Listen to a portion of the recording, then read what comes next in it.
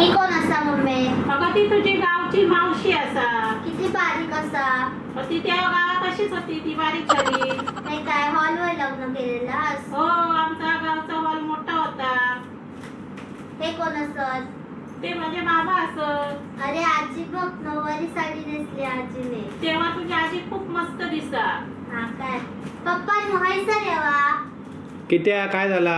येवा तर हायसर, तुमच्या लग्नाचे फोटो बघतो. माका काम हा. अरे येवा ना हायसर. थांब जरा 2 मिनिटं इलय. काय झाला? त्या मम्मीच्या कानात काय सांगतास? ते सांगूच असता. मम्मीचं नाव ठेवलं ना तर त्याच्या कानात सांगलंय की तुझं नाव रेणुका म्हणून.